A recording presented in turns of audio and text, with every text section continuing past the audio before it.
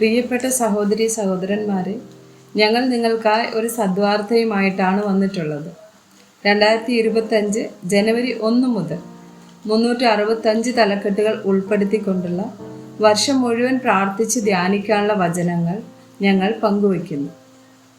എല്ലാ ദിവസവും ഞങ്ങൾ ഒരു തലക്കെട്ടും അതുമായി ബന്ധപ്പെട്ട വചനങ്ങളും അയച്ചു തരുന്നതായിരിക്കും. വചനങ്ങൾ കേട്ട് ധ്യാനിച്ച് അനുഗ്രഹം പ്രാപിക്കാൻ ഞാൻ നിങ്ങളെ പ്രോത്സാഹിപ്പിക്കുകയാണ്. ദയവായി സബ്സ്ക്രൈബ് ചെയ്യുകയും നിങ്ങളുടെ കൂട്ടുകാരുമായി പങ്കുവയ്ക്കുകയും ചെയ്യുക. നന്ദി.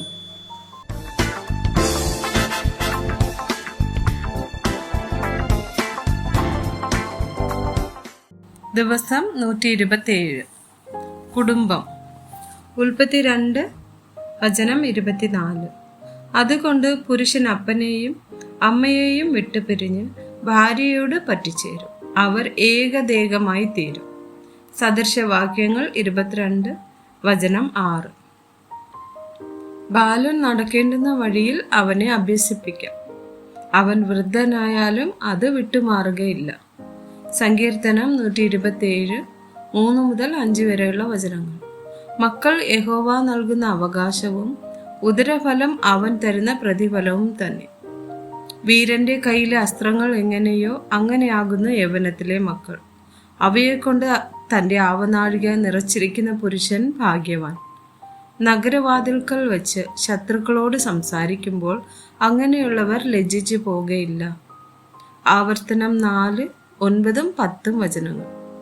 കണ്ണാലെ കണ്ടിട്ടുള്ള കാര്യങ്ങൾ നീ മറക്കാതെയും നിന്റെ ആയുഷ്കാലത്തൊരിക്കലും അവ നിന്റെ മനസ്സിൽ നിന്ന് വിട്ടുപോകാതെയും ഇരിപ്പാൻ മാത്രം സൂക്ഷിച്ച് നിന്നെ തന്നെ ജാഗ്രതയോടെ കാത്തുകൊള്ളുക. നിന്റെ മക്കളോടും മക്കളുടെ മക്കളോടും അവയെ ഉപദേശിക്കണം. വിശേഷാൽ ഹോറേബിൽ നിന്റെ ദൈവമായ യഹോവയുടെ സന്നിധിയിൽ നിന്ന ദിവസത്തിൽ ഉണ്ടായ കാര്യം മറക്കരുത്. അന്ന് യഹോവ എന്നോട്, ജനത്തെ എൻ്റെ അടുക്കൽ വിളിച്ചു കൂട്ടുക, ഞാൻ എൻ്റെ വചനങ്ങൾ അവരെ കേൾപ്പിക്കും. അവർ ഭൂമിയിൽ ജീവിച്ചിരിക്കുന്ന നാളൊക്കെയും എന്നെ ഭയപ്പെടുവാൻ പഠിക്കുകയും തങ്ങളുടെ മക്കളെ പഠിപ്പിക്കുകയും വേണം എന്ന് കൽപ്പിച്ചുവല്ലോ.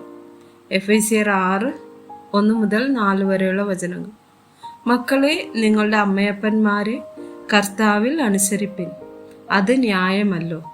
നിനക്ക് നന്മയുണ്ടാകുവാനും നീ ഭൂമിയിൽ ദീർഘായുസോടിരിപ്പാനും നിന്റെ അപ്പനെയും അമ്മയെയും ബഹുമാനിക്കാം എന്നത് വാഗ്ദത്തത്തോടു കൂടിയ ആദ്യ കൽപ്പനയാകുന്നു. പിതാക്കന്മാരെ, നിങ്ങളുടെ മക്കളെ കോപിപ്പിക്കാതെ കർത്താവിൻ്റെ ബാലശിക്ഷയിലും പഥ്യോപദേശത്തിലും പോറ്റി വളർത്തുവിൻ. കൊളോസ്യർ 3 18 മുതൽ 21 വരെയുള്ള വചനങ്ങൾ. ഭാര്യമാരെ, നിങ്ങളുടെ ഭർത്താക്കന്മാർക്ക് കർത്താവിൽ ഉചിതമാകും വണ്ണം കീഴടങ്ങുവിൻ. ഭർത്താക്കന്മാരെ, നിങ്ങളുടെ ഭാര്യമാരെ സ്നേഹിപ്പിൻ, അവരോട് കയ്പായിരിക്കുകയും അരുത്. മക്കളെ, നിങ്ങളുടെ അമ്മയപ്പന്മാരെ സകലത്തിലും അനുസരിപ്പിൻ, ഇത് കർത്താവിൻ്റെ ശിഷ്യന്മാരിൽ കണ്ടാൽ പ്രസാദകരമല്ലോ.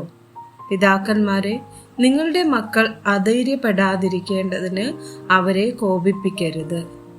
1 തിമോത്തി 5 വചനം 8. തനിക്കുള്ളവർക്കും പ്രത്യേകം സ്വന്തം കുടുംബക്കാർക്കും വേണ്ടി കരുതാത്തവൻ വിശ്വാസം തള്ളിക്കളഞ്ഞ് അവിശ്വാസിയേക്കാൾ അധമനായിരിക്കുന്നു. യോശുവ 24 വചനം 15. യഹോവയെ സേവിക്കുന്നത് നന്നല്ലെന്ന് നിങ്ങൾക്ക് തോന്നുന്നെങ്കിൽ നദിക്കക്കരെ വെച്ച് നിങ്ങളുടെ പിതാക്കന്മാർ സേവിച്ച ദേവന്മാരെയോ നിങ്ങൾ പാർത്തു വരുന്ന ദേശത്തിലെ അമോര്യരുടെ ദേവന്മാരെയോ ആരെ സേവിക്കും എന്ന് ഇന്ന് തിരഞ്ഞെടുത്തു കൊള്ളുവിൻ. ഞാനും എൻ്റെ കുടുംബവുമോ ഞങ്ങൾ യഹോവയെ സേവിക്കും. 2 ശമൂവേൽ 6 വചനം 20. അനന്തരം ദാവീദ് തൻ്റെ കുടുംബത്തെ അനുഗ്രഹിക്കേണ്ടതിന് മടങ്ങി വന്നപ്പോൾ ശൗലിൻ്റെ മകളായ മീഖൾ ദാവീദിനെ എതിരേറ്റ് ചെന്നു. നിസ്സാരന്മാരിൽ ഒരുത്തൻ തന്നെത്താൻ അനാവൃതനാക്കുന്നത് പോലെ ഇന്ന് തൻ്റെ ദാസന്മാരുടെ ദാസികൾ കാണുക തന്നെത്താൻ അനാവൃതനാക്കിയ ഇസ്രായേൽ രാജാവ് ഇന്ന് എത്ര മഹത്വമുള്ളവൻ എന്ന് പറഞ്ഞു.